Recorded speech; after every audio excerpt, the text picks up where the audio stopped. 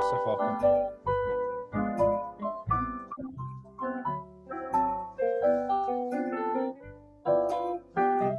Welcome. Hello. Hey Kai, welcome back. Good morning, Faith. Welcome back. Hello, Tristan. Welcome back. Good morning, Nadal. Hey, Bellman. Hey. How are you? How's your day going? Well, how are you? Quite well. All right. Well, welcome back. Hey, Ryan. Welcome back. Hey, Tintin. Welcome back.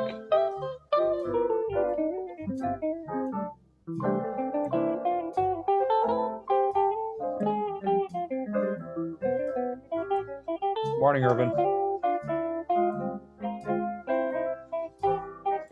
Hi, Emma. Welcome back.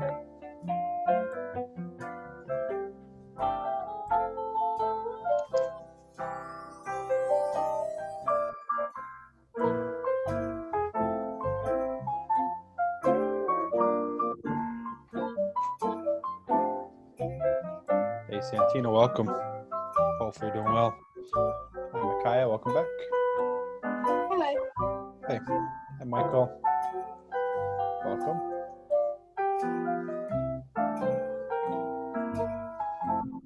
Hey, John. Welcome.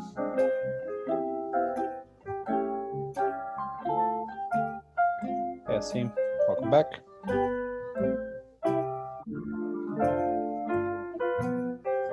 Hi, Nadina. Hi, Alan. Welcome back.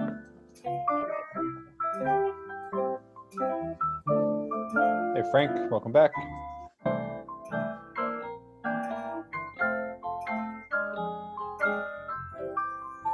Hey, Zen. Good morning. Hi, Jumila. Joey G. Welcome back. Hey, Kim. Welcome.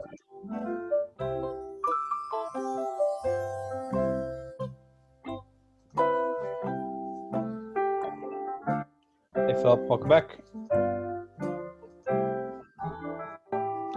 Hey, Leonardo.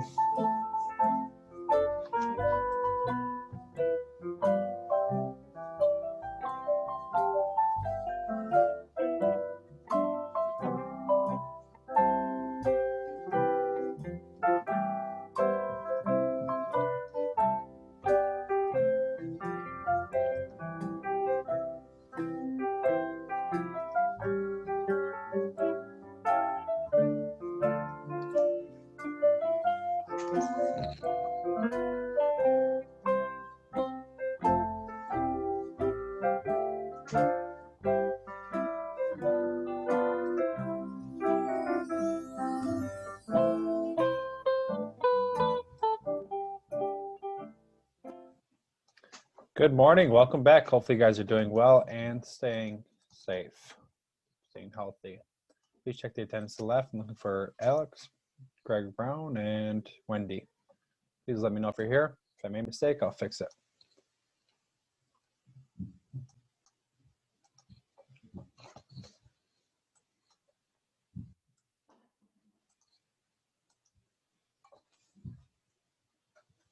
Hi, Alex. Welcome.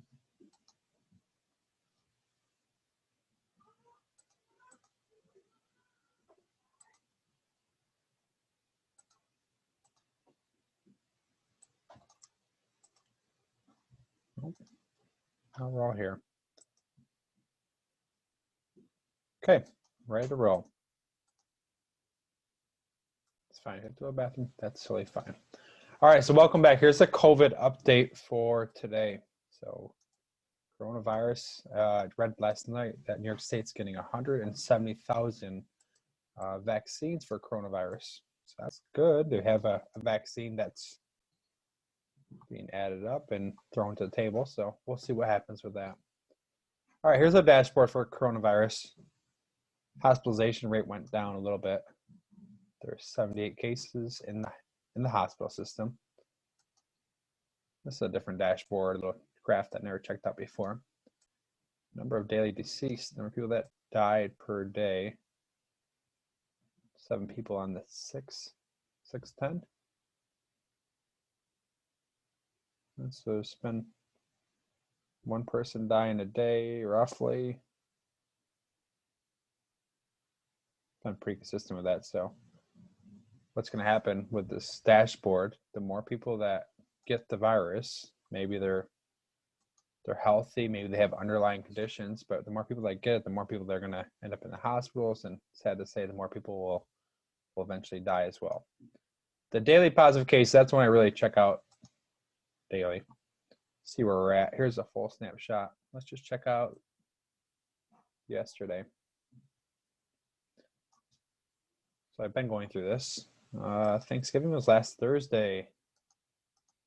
So Thanksgiving was last Thursday, the 26th, when a lot of people started giving up on the virus and not really caring about it and not stressing about it as they typically do. So I say that because I just remember, I vision what happened in March. Went to the store to Walmart, stock up on stuff and got some stuff. And it was chaos over in March and April.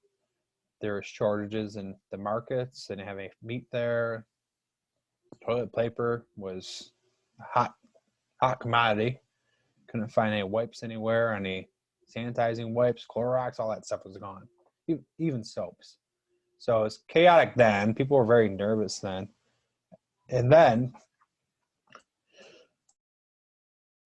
what happened, people started going through summer, 4th of July. People were like, we're over this virus. We're ready for the nice weather.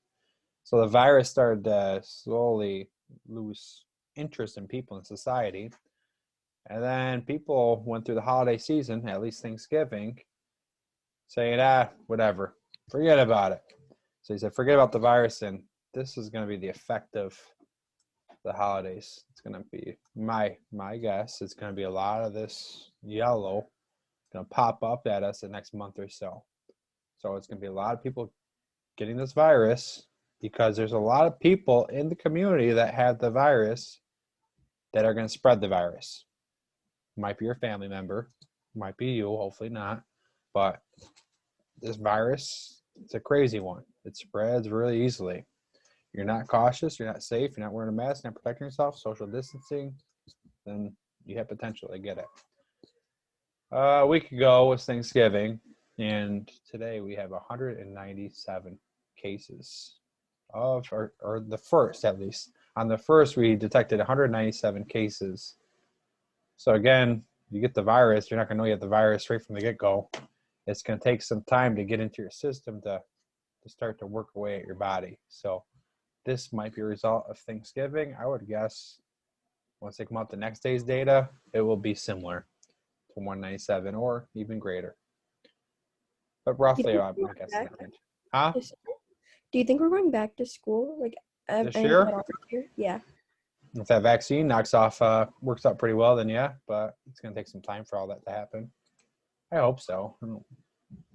I like this, but I'd rather see you guys and be back in school, but it's working out for me. Hopefully it's working out for you. I don't know. Proctor is crazy because it's a big population and there's a lot of people.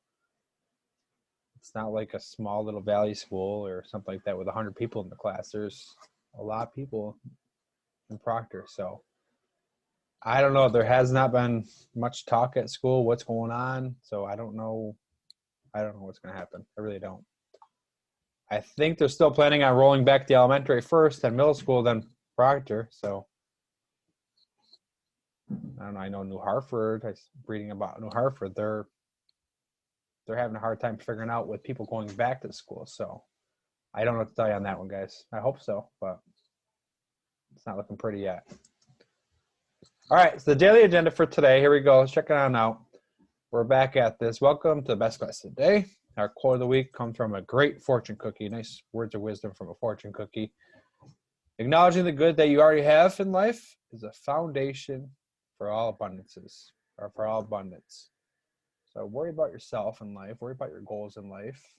Worry about what you have, not what someone else has, or someone else's newest iPhone, or they have a better house, better car. If you worry about what you have in life and what you control in your life and how you accomplish what you have in your life, then that'll make you pretty complete and and happy. The daily agenda for today, Thursday, December 3rd, 2020, is a day one. The unit is unit number 5, chemical bonding. We are continuing on ionic bonding. For example, topic number 2 is ionic bonding properties. We will get through this today. I don't know if we'll get into topic number 3. Last class didn't get into it, but the other class did. So it depends on your pacing. It depends on where we're at.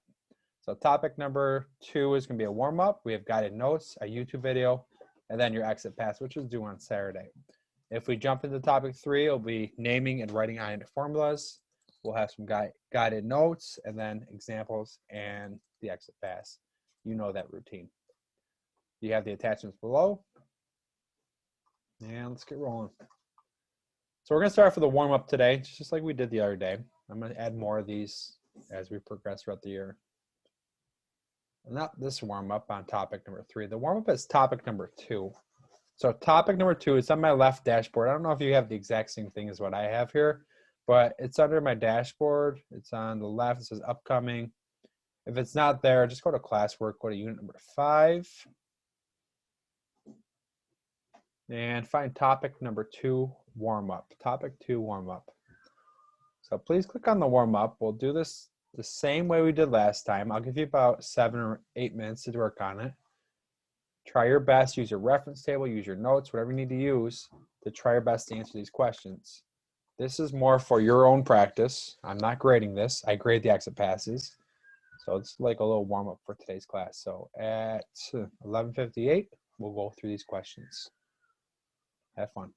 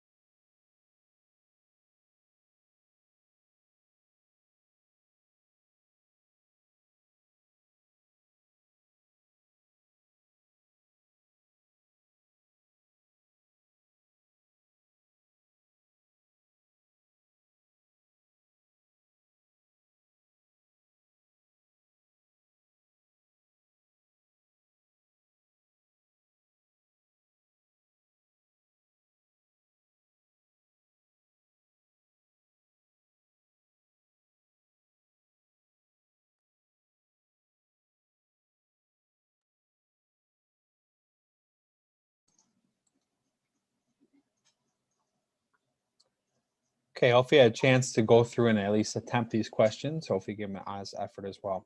A lot of these questions you'll see on the exit pass. All these questions from here and the exit pass, the warm up and the exit pass, are all Regents questions. So you may see them again on the Regents if that were to happen at the end of the year.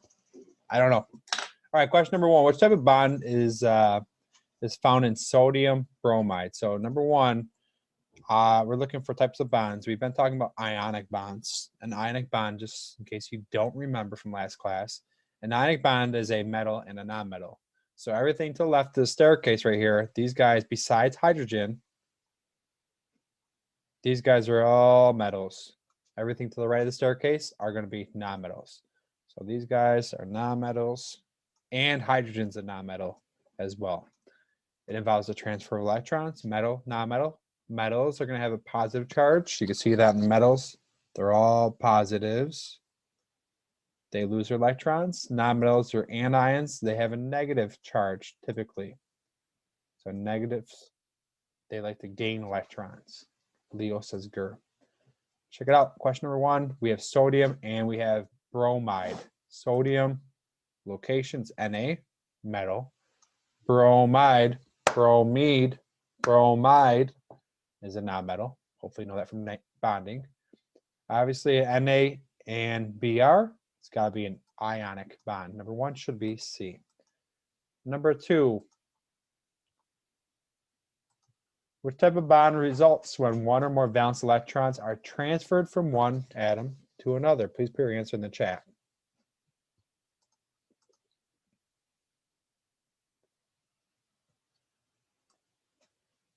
Yeah. Yes. Thank you, Kai. Thanks, Tristan.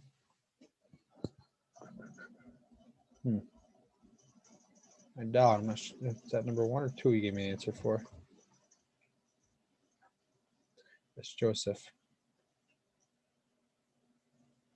So a lot of B's, and I have a couple C's. I'm not really sure why. But anyways, one or more valence electrons are transferred. So that key word there is transferred. So transferred from one atom to another. You're talking about valence electrons. What kind of bond is it? Type of bond. One or more valence electrons transferred from one atom to the other. It's got to be ionic bond. Transferring electrons is ionic bond. We didn't talk about nonpolar yet. We didn't talk about polar yet. Nor did we talk about hydrogen bond yet. This whole topic's on ionic bonding. Number 3, next up. So transfer electron choice B. The bond in BaO are best described as what? Please put your answer in the chat. 3's, thank you, Joseph. Yes, Alex, thank you. Nidal. Oh. Okay, good. C, let's see, 1C. So I have 1C here of a lot of D's. So a lot of D's are the right answer in this situation. Talking about a metal and a non-metal, BA is a metal. And O, so BA, pretty BA, you know what I mean? And O is up here, non-metal. Metal, non-metal, it's got to be an ionic. Definitely not A, definitely not B. And in an ionic bond, electrons are transferred. In a covalent bond, they're shared. So covalent bond, they're shared. That one's accurate. This isn't even accurate at all. Not accurate. So this is not right. Ionic bonds, they transfer the electrons. So number 3, the best answer is D. Number 4, you had a question similar to this yesterday. Which element represented by X reacts with fluorine to produce a compound XF2? Put your answer for number 4 in the chat. Yes, Joseph, thank you. Yes, John. Yes, Irvin. Seem tricky one there. Yes, Michael. Wendy, correct. What is C? A lot of C's, and I got a few D's here.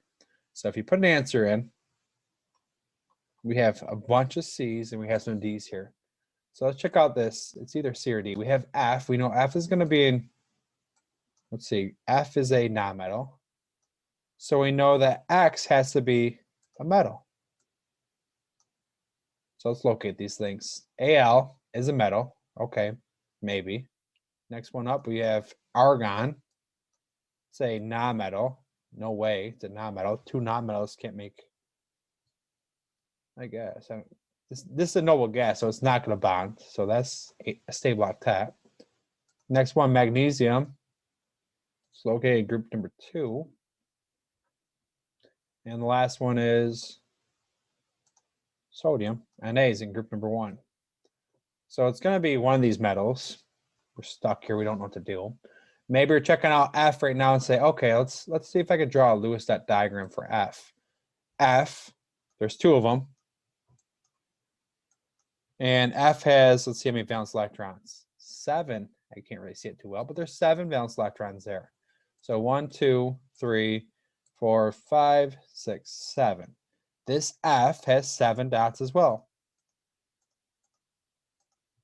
And we have an X in there, which we're trying to figure out what this element is going to be. So this element, whatever it's going to be, has to have, let's see, there's got to be 1 electron that's going to have to join right there. And to make this one a stable octet, there's going to be 1 electron that's going to have to join right there. So in this situation, this X has to have 2 electrons that it must give off. This is like an intro question to today's class. If you got it right, maybe you Googled the right answer, maybe you just knew how to do this, that's awesome. But if you didn't, we'll talk about it today in class. So this guy is going to have to lose 2 electrons, give off 2 electrons. F is going to absorb them or take them on in. So which one has 2 valence electrons? It's going to be your Mg. That has 2 valence electrons that it can give off. Once this X gives off 2 electrons, what happens? It lost 2 electrons. So this charge is now going to be +2. The F charge is now going to be, took in 1 more electron, -1. This F took another electron in from the X. That would be a -1 as well. So that's why F is -1 for the charge at the top right, and Mg would be a +2 if you saw that there. It's +2, that means it lost 2 electrons.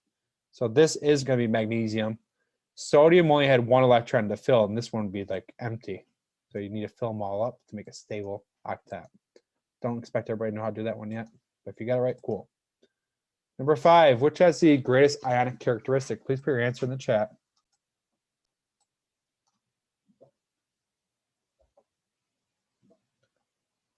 Yes, Joseph, Alex, Faith, John, good. Tintin, good. Kai, good. Jordan, good. Seam, Wendy. Check that one out. Oh, I got you with that one. I got you in that one. That's why. All right, so I got a lot of A's and 1 B. But anyways, maybe I got, I'm not sure if I got a D. The first one popped in here was D. I'm not sure if that was for the last one. Interesting though. All right, so we have, which one's an ionic compound? We're looking for a metal and a non-metal. So let's locate these things. K is a metal. So K, metal. Cl, non-metal. Looks like an ionic bond. Looks like a solid choice. Next one up, we have HCl. Cl and H. This is the only element to the left of the periodic table that is a non-metal. H is not attached to group number 1. It is in group number 1, but it's not right on top of it. So this element is a non-metal. It's a gas at STP. It's not an alkali metal. Hydrogen gas, think about hydrogen gas. It's a gas, not a metal. So gases typically are going to be my non-metals. So that might be the reason why I got you on that one. H is a non-metal. So 2 non-metals together, this would be called a polar covalent bond. So number 5, best answer is A. Last one, number 6. Force between atoms that create chemical bonds are the result of interaction between what? Please put your answer in the chat for number 6.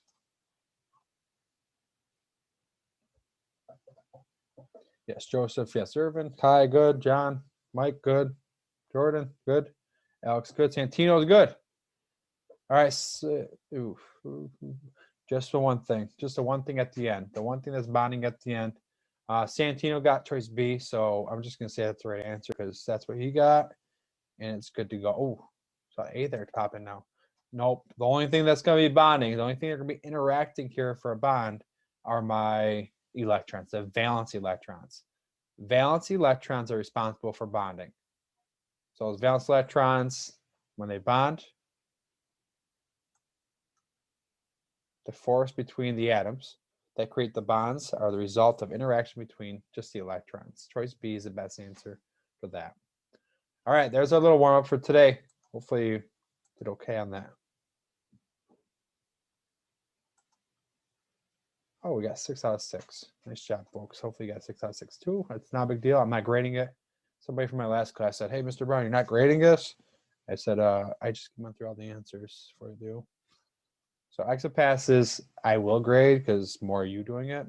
Warm-ups, since I really review, I go through the answers with you. I don't see a reason for me to grade them. But moving on forward. Let's check out where we were and where we're going. So chemical bonding, we talked about ionic bonding. We talked about ions. We know how to make ions. We know an ion or bonding, they want to be like noble gases because they have a stable octet. They do not react as well. But their goal of bonding, they want to be just like the noble gases. We represented some ions in terms of noble gases. We know positive metals or positive ions are metals. And we know how to name positive ions. So if an element only has one charge listed, it is simply the name of the element. For example, anything in group 1 or group 2, there's one charge listed. All these guys, there's one charge listed. So name of this ion is simply going to be the name of the element. That's easy. But in opposed to when we have more than one charge, like chromium or iron, manganese, there's more than one charge, you have to represent which charge you're referring to. So if you're talking about that manganese plus 4, the name of that ion would be manganese, Roman numeral 4. The 4 is going to be an I and then a V. If you're talking about manganese 3, it'd be manganese with 3 little tallies. Manganese with 3 little lines there. So that is a little bit different for naming metals. More than one charge, you need to have Roman numerals there. Non-metals is super simple. You take the first syllable and you add "ide." So chloride, bromide, oxide, sulfide, nitride. All those things would work out for naming the non-metals. No Roman numerals are needed for the non-metals. We know chemical bondings, either the sharing or transferring of electrons. Right now, we're really focusing on the transferring electrons and ionic bonds. We talked about forming a bond. 2 atoms come together, they smash together. Smash. As they smash together, they collide. So as they smash together, they collide to form a bond. When they form a bond, they hit, and heat's given off. They hit, creates friction, heat's going to be released. That's called an exothermic reaction. So forming a bond, 2 things come together, friction happens, heat's released. Breaking a bond is endothermic, heat or energy is absorbed. We talked about ionic bonds, a metal and non-metal. They transfer electrons. You saw questions like that several times. You'll see more of them. Know that one. Their electron's going to be there and transfers on over to the Cl. It crosses the bridge, transfers on over. A covalent bond, which we'll see at the end of the unit, is 2 nonmetals, and they share electrons. There's no brackets here. There's no charges represented. They're closer together. And we talked about Leo says Ger. Leo the line says Ger. Metals they like to lose electrons, so they form the positive ion. They're called cations. They're oxidations. Leo says Ger. Loss of electrons is oxidation. Ger, gain of electrons, reduction. Leo says Ger. Use that phrase. Non-metals that gain electrons. That's why there's a negative charge. Negative charge on nonmetals. Check it out quick. Nonmetals charge is negative. First one's negative. First one's negative. The charge is negative. What does that mean? They gain. They take a negative charge in, make it negative. They gain the electrons, and that's going to be called reduction. We made a Bohr ring and a Lewis dot diagram. We made some ions and named them. We talked about some properties. And now we're talking about a crisscross rule. Crisscross make you want to jump. Old song.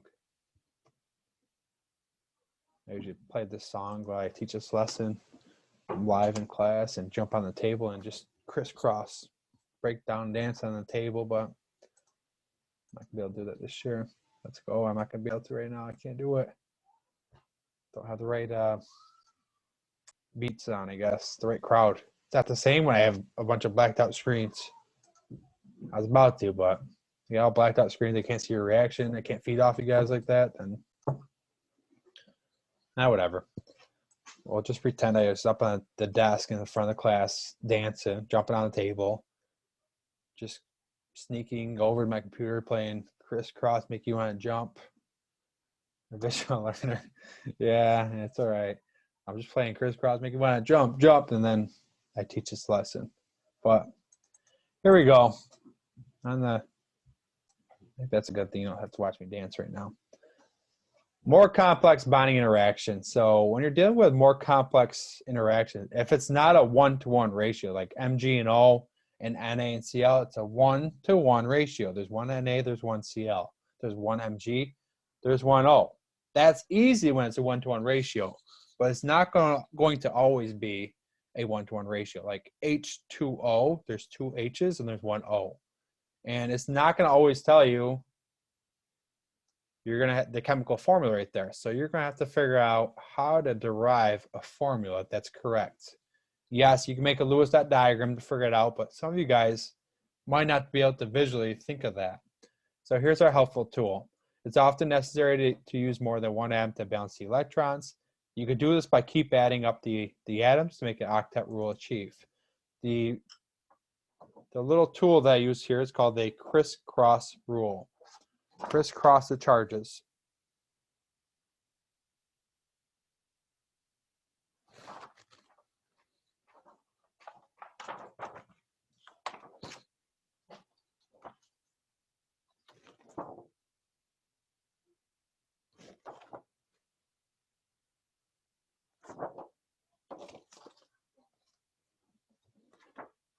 All right, crisscross the charges. So you're going to crisscross the charges.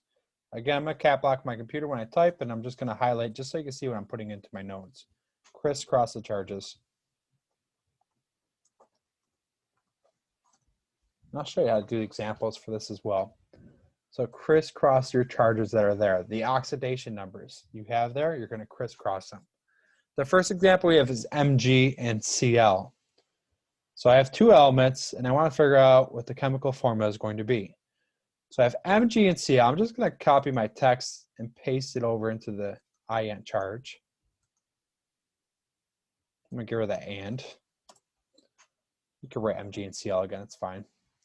Mg and Cl, so the charge of Mg, we looked at this one a little earlier in class today.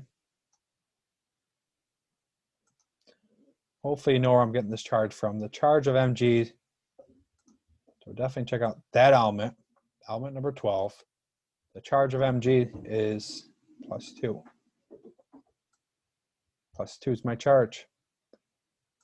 So in my text box over to the right, I'm going to put charge is +2.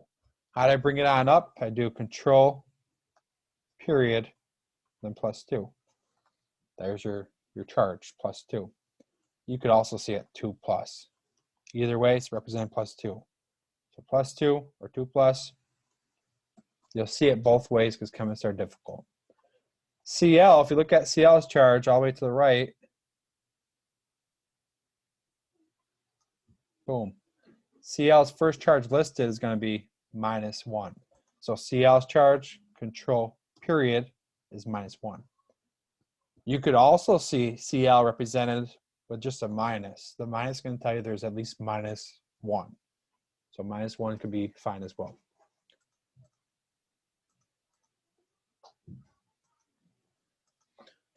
Okay, the chemical formula. So next thing I'm going to do, I'm going to highlight. If I go too quick, please let me know. I'll slow down here. Highlight the information in the ion charge, that cell right there. If you want to see something again, please ask as well. So highlight it. I'm going to cut it by hitting Control X. I think the only way these functions don't work is if you're using a Mac. Go to Insert, Drawing, New. And then I'm going to paste it right on there. Control V allows me to paste it.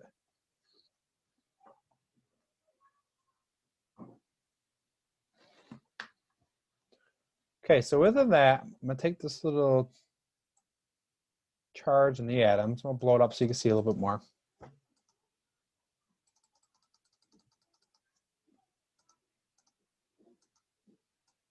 what's going to happen? You have two charges up there, plus 2, minus 1.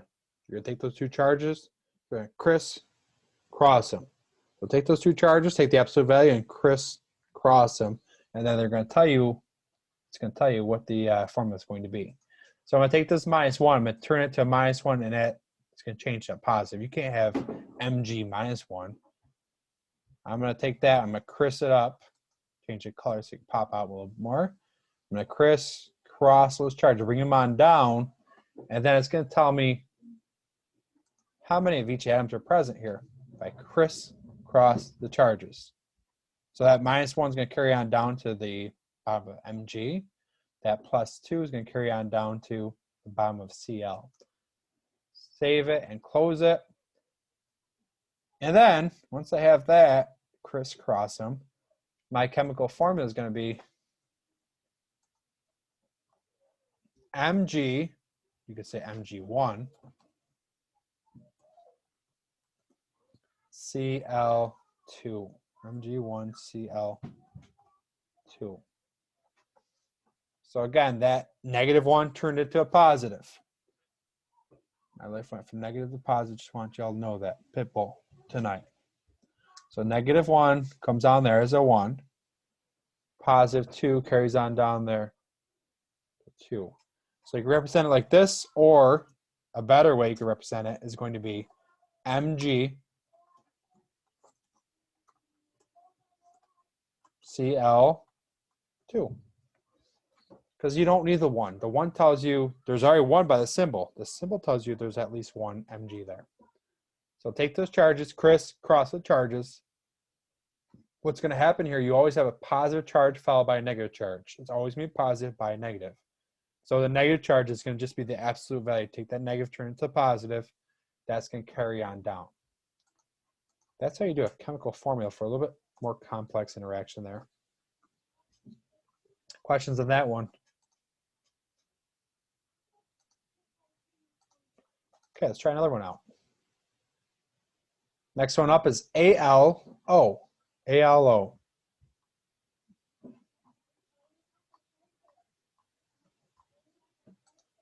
ALO.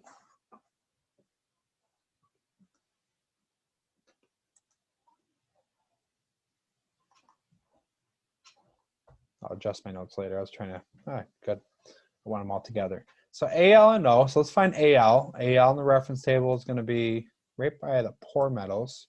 Let's find the charge for aluminum. Charge for aluminum, right there. So charge for aluminum is definitely going to be plus 3. O's charge, you'll know definitely by the end of the year. Oxygen's charge. Oxygen charges are minus 2. So we have plus 3 and minus 2. O is minus 2, Al is plus 3. So what I'm going to do this time, I'm going to save myself some time. I'm going to copy my first cell. I'm going to paste them into both these so I don't have to write. I don't know, I don't have to change the font size every time. That's the only reason why I'm doing it. So I paste them into both of them. I know the charge of Al.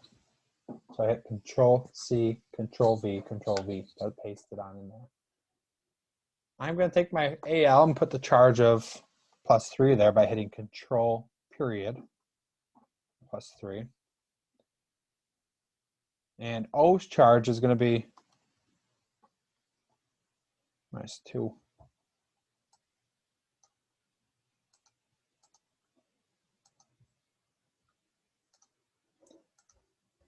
I think you guys should know where those values came from. The plus 2, plus 3, and minus 2 came right from the reference table. The oxidation charges, oxidation states. Okay, next thing I'm going to do, I'm going to copy this, I'm going to cut it, and paste it into my drawing, and then I'm going to just put those crisscross so I can see those arrows there. If I had a whiteboard in front of us, obviously you can do this pretty quickly, but I'm going to cut this, insert, drawing, new. I'm going to paste it on into my blank canvas here.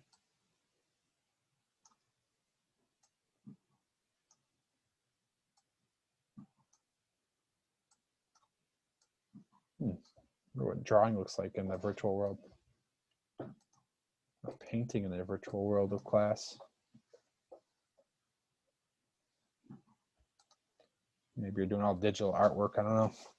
All right, so next thing I have to do here in this situation is crisscross those charges. So I'm gonna take an arrow. I'm gonna take this -2, I'm gonna criss it over here at the bottom of AL. I'm gonna cross it with +3 to the bottom of O. Let's save and close it so you can see a little bit better. So you crisscross those charges. So what happened there, that -2 turns into a positive. It's going to go at the bottom of that. And the AL, 3 goes to the bottom of there. So let's do the formula. AL, 2 ALs.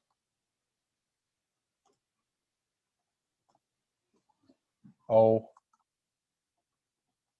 3.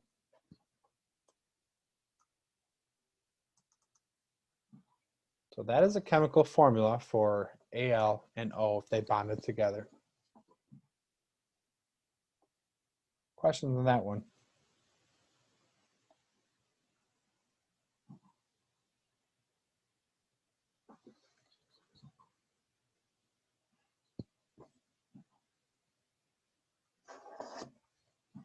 Okay, last one, AL and CL. I'll copy and paste it to both of these.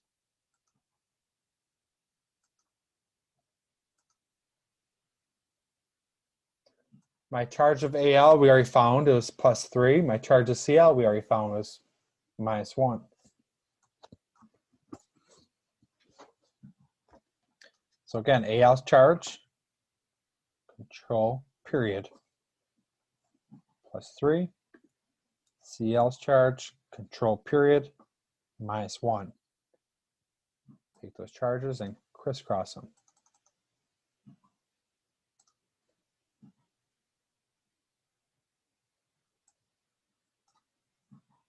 I'm going to cut it, paste it into the drawing board. And then I'm going to add my arrows there so you know what happened in the situation.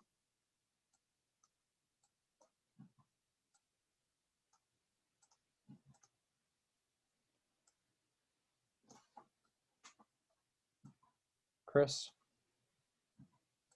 the charges. Take those charges, take the negative, turn it to a positive. Cross those charges. So you can see what's going on. I took that +3, put it at the bottom of the CL. I took that -1, turned it to a +1, put it at the bottom of AL.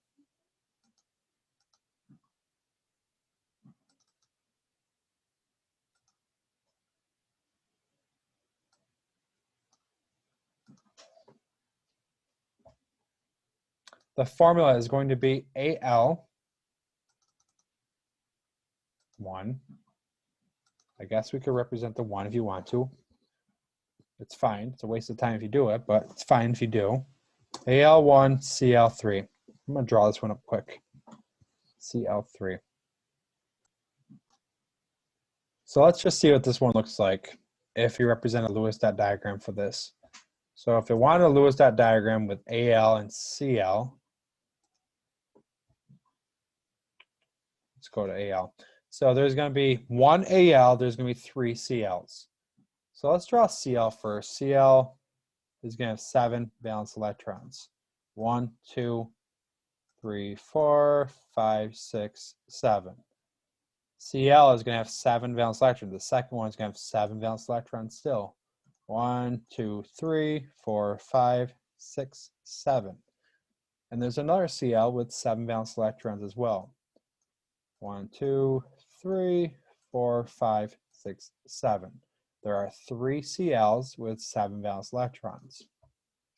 There is 1 AL, which has, you look on the reference table, it's in group number 13, it has 3 valence electrons.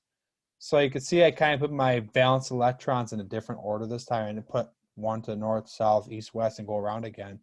I did it in a different manner because now you can see that there's room for one more electron there, there's room for one more electron there, and there's room for one more electron there. So Al had 3 electrons to give off, transfer, and it put one to each one of the Cl's. The last thing you'd have to do for a correct Lewis dot diagram for this model would put brackets around it. This Cl gained 1 electron, therefore that'd be a -1. This Cl gained 1 electron, therefore that'd be a minus. So it could be minus, or you could put -1. That minus means you're at least there's one of them. And this one gained 1 electron. Electrons are negative. If you gain electron, put it on top, you're now going to become more negative. Last thing, this aluminum, it lost its electrons. How many electrons did it lose? The 3 little red dots, it lost 3. So that would be +3 for the ionic bond. That would be a Lewis dot diagram for AlCl3. Will they expect you to do that in the Regents? Definitely not that complex. I don't think it's that complex. Hopefully you don't either. But you could do it if you needed to. They might ask for NaCl. Draw a Lewis dot diagram for the ionic compound NaCl. Na had 1 valence electron. That's +1. It lost it. Cl had 7 dots. You just saw that. 1, 2, 3, 4, 5, 6, 7. And it gained 1 from the Na. So that'd be a -1, but no big deal. All right, let's take a couple minute break and watch a flick on ionic bonding. Let's take a break from our sponsors.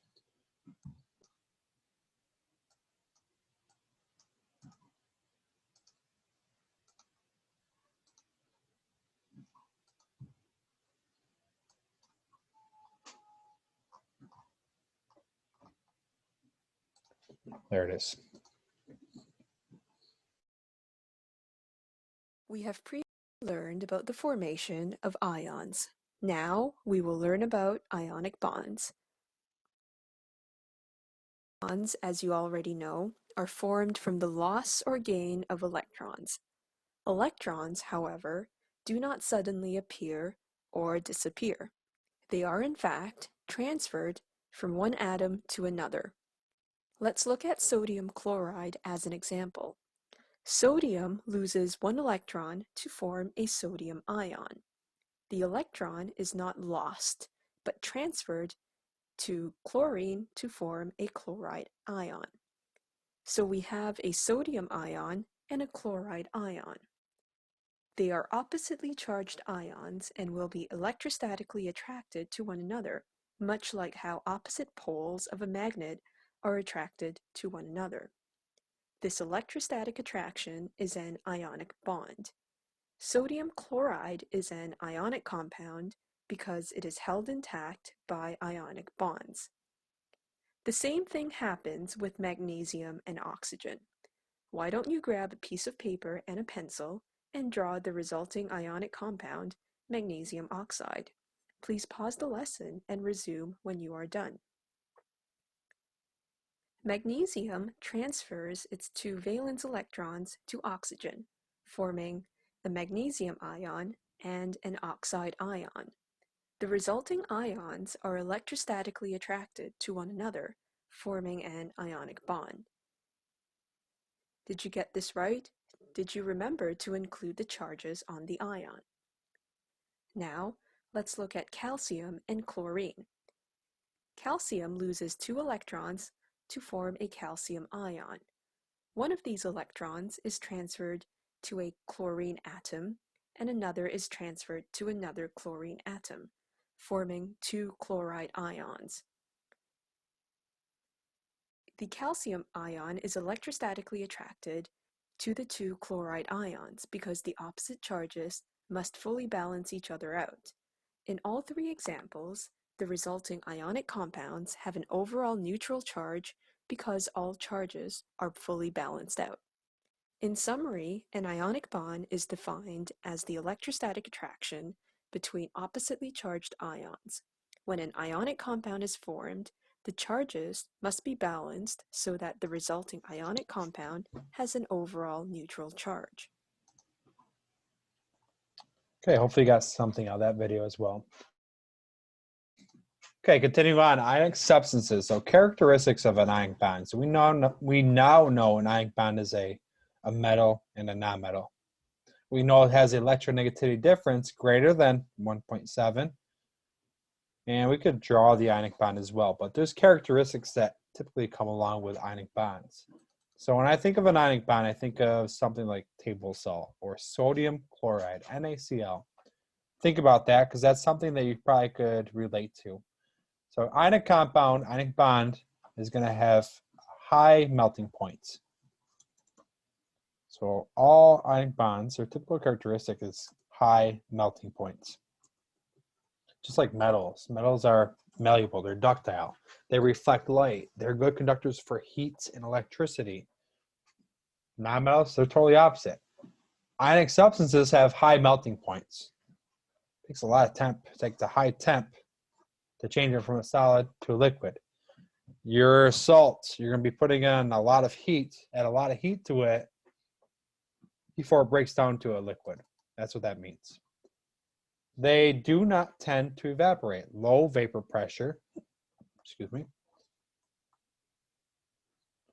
do not tend to evaporate. They do not evaporate. They tend not to evaporate. However you want to word it, I don't care. Your table salt, if you put a bunch of salt on your table salt, put some salt on your table. If you put salt on your table and then you crush it, hit it with a hammer, what's going to happen? It's going to break off into smaller particles. So it's going to break off into smaller and smaller particles. So that's called brittle.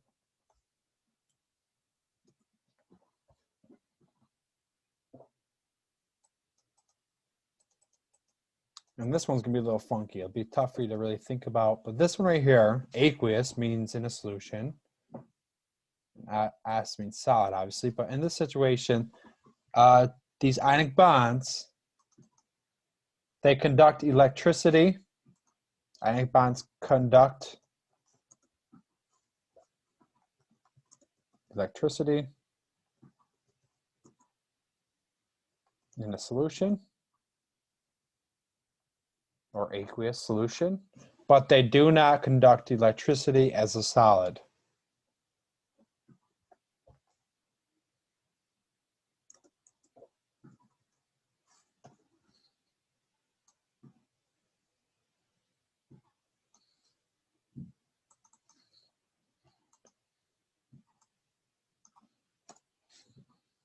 Do not in a solid. So an aqueous solution, they do conduct electricity, but as a solid, they do not conduct electricity. So what does this mean? Put a ton of salt on your table, and if you're trying to light up a bulb with your correct components for electricity for a circuit, if you're trying to connect it as a solid, it's not going to conduct electricity. But if you take that salt, you put it into a beaker, and then you start to mix it on up, if you dissolve that salt, you have aqueous solution of that salt solution. And then if you try to light that light bulb up, it will light up that time in that situation. So as a liquid, as it dissolves, they have the ability to conduct electricity. As a solid, they do not conduct electricity. Salts in this situation that dissolve are called electrolytes.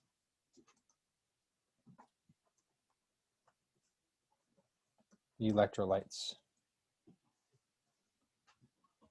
Electrolytes are charged particles that move freely and carry electrical charge.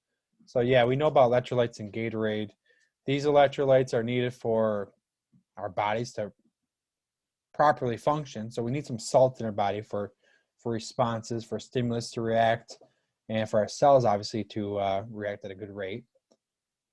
If we don't have enough of them, then it's going to slow down your impulse, the response system, your nervous system in your body a little bit.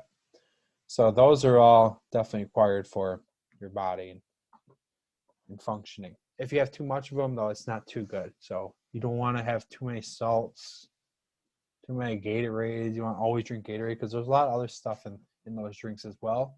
Like this Gatorade has a lot of sugar in it. So if you're consuming a lot of Gatorade all the time, it's going to make you put some pounds on and give you more health problems as well. But water is still the best resource. My topic on charge particles. Yeah, charge particles. Change that one.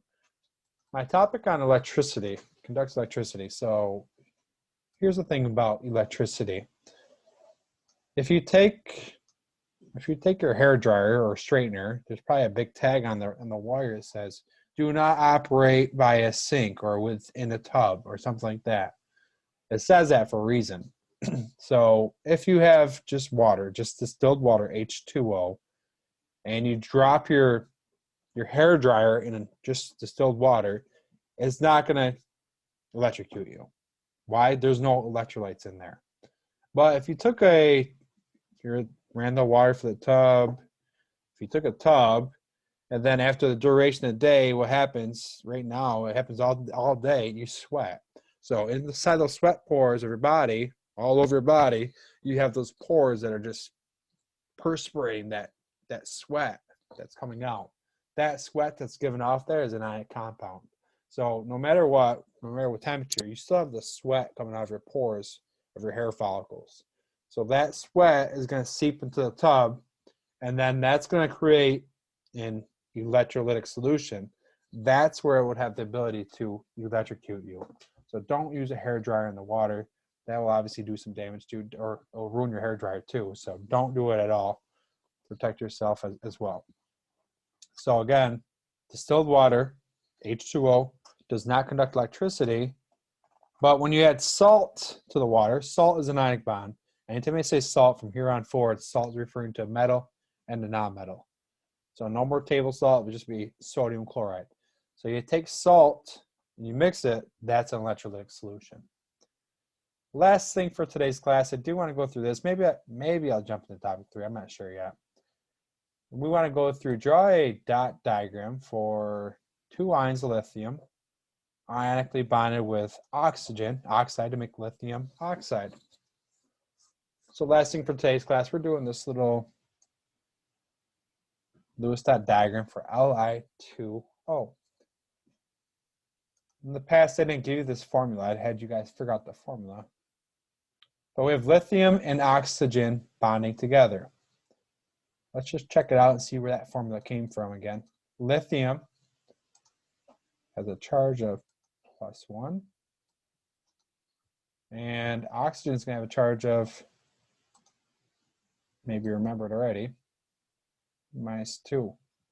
+1 -2. +1 -2.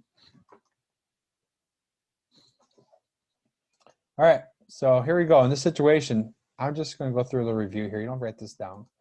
So Li is a charge of +1.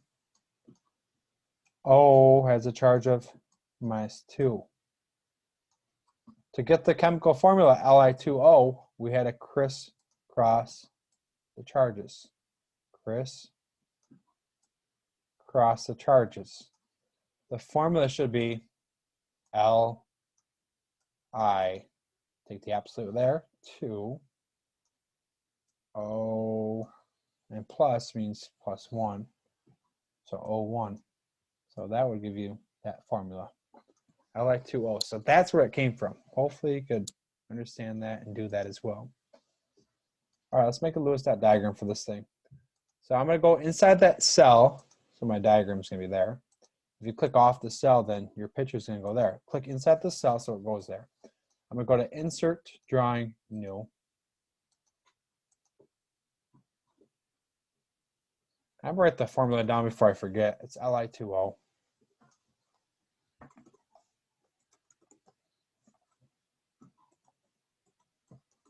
Li2O.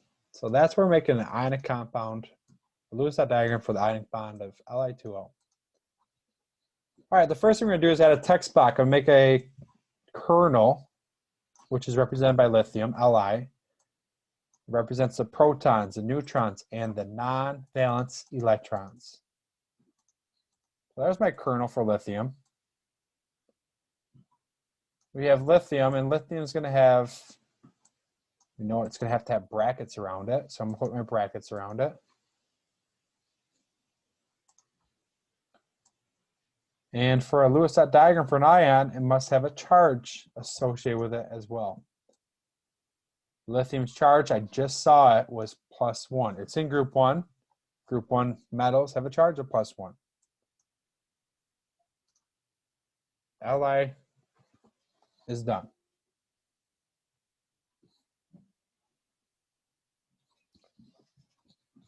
If you want to see something again, please ask.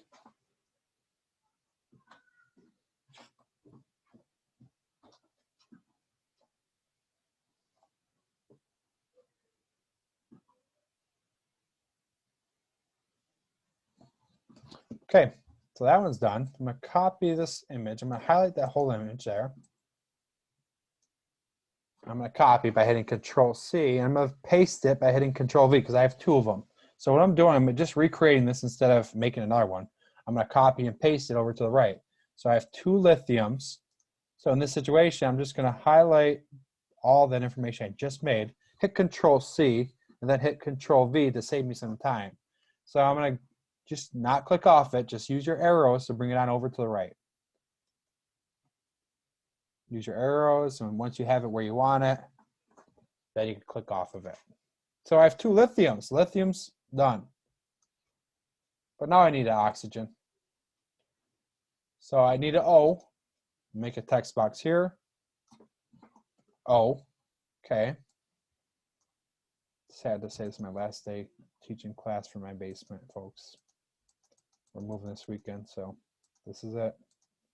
The ride of Regents Chemistry in Mr. Brown's basement on Tuesdays and Thursday, it's over. You know, I'm sad too. On that note, I'm either taking, I'm not sure yet, probably Monday off, just so you know, because it's moving and I have 3 kids and it's a lot of work and it's going to be cray-cray. So just want to warn you on that. I probably do a recorded class. I'm not even sure if you guys had a class on Monday. Today's day 4. Today's day 4. Today's day 1. No, you're not gonna have class on Monday. So let's time to talk about it. All right. So anyways, there's your oxygen. I'm gonna add some brackets there.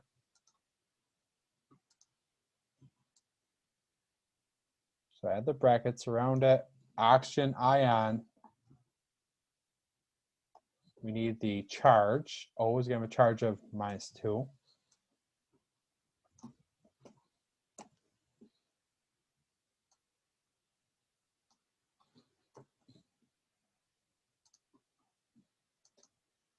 How many valence electrons does oxygen have again? I forgot. Anybody help me out here so I don't have to get off the screen? I left my periodic table at home or at school. It's in my book bag in the locker. 6. 6 valence electrons. Just kidding, guys. A little joking. 6 valence electrons. All right, before I finish this up, I'm actually going to take these charges off for a second. So I'm going to take these charges. I'm not going to delete them. I'm just going to pull them to the bottom. I really want to talk about this interaction too. So I'm going to pull them to the bottom. I don't know who that was. I think it was Joe. But I think Joe maybe, or I don't know who told me. Someone said there's 6 valence electrons around the oxygen. So I'm going to go to shapes. I'm going to make my 6 electrons for oxygen. Make a small little electron. I'm going to copy this 5 times. Paste it 5 times. Oxygen's going to have 6 valence electrons. 1, 2, 3, 4, 5, 6. 6 valence electrons. 6 electrons. 6 valence electrons. You see that there's room for a couple more electrons to make a stable octet. So there's 2, 4, 6 electrons. There's room here for another electron. There's room there for another electron. This is an atom of oxygen. The atom is neutral because the proton number is equal to the electron number. So for oxygen, its atomic number is 8. So there's 8 protons. There would be 8 total electrons. There's 6 here, but there's 2 electrons in the first ring. Again, this is referring to the valence electrons. An atom is neutral because the proton number is equal to the electron number. Okay. This guy, lithium, if you look at lithium, it's in group number 1. That has 1 valence electron. So I don't care. You could do this whole step that I'm doing right now. That's totally fine. I'm just showing you really the interaction of what's going to happen when it takes in the electrons here.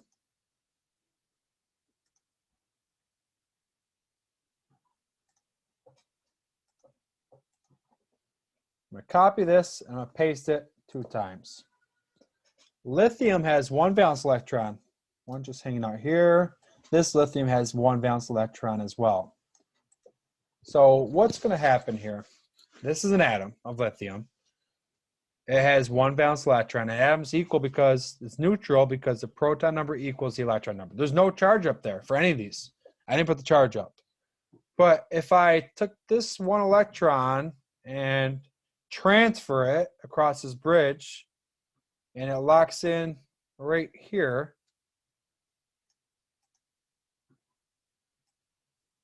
if I transfer that over, you can see it's going to lock in at that empty spot, hopefully. Doesn't want to. It wants to stay right there. So it's paired up, locks in right there. As you lost that 1 electron, this charge is now going to become +1. Because you lost, you take electron off, take a negative charge off you, throw it away, you're now positive. Take another one off, you're positive too. So you took 1 off and now positive. This charge of oxygen, it took 1 electron in. This charge on oxygen over here is going to be now -1 because we took 1 electron in. But we also have this electron over here. It's going to transfer from lithium, going to go across this bridge. Go across the bridge, it's going to lock in right there, kind of. Those sneaky little electrons. Never trust those electrons. They're always moving around. As you lost an electron here from lithium, it becomes a positive. And as it gained another electron, it becomes -2. It took in 2 red electrons, 2 negative charges. Therefore, it's going to be now -2. This would be the Lewis dot diagram for Li2O. And another thing to note, it should be, but they're not going to penalize you on the regents if they ever give you a question like this. It should be a positive, then a negative, then a positive. Or it should be negative, positive, negative. There should be opposite charges every time you write them. So again, the name, the first thing's going to be positives followed by a negative charge. But when you make a Lewis dot diagram, it should be a positive followed by negative to the positive. Okay, guys, that is going to be it for today's class. You can do topic 1, you can do topic 2. I'm not going to go on to the next topic. There's not that much time left. So, and I don't let you guys out too much early. So take advantage of this time. You can save it and close it. If you have questions, you want to see something, I'm here to help you out. If not, have a great day. Make good decisions. See you tomorrow. Have a good day. Thank you as well. Bye-bye. Have a good day. Thank you. Have Bye. a good day. You too, Asim. See ya. Bye, Kim. Bye, Kai. Bye, Jordan. Have a good one. Bye, Mike. See you, Nadina. See you, John. Have a nice day. You as well, Joey. See ya. Stay warm out there. It's going to cool right off.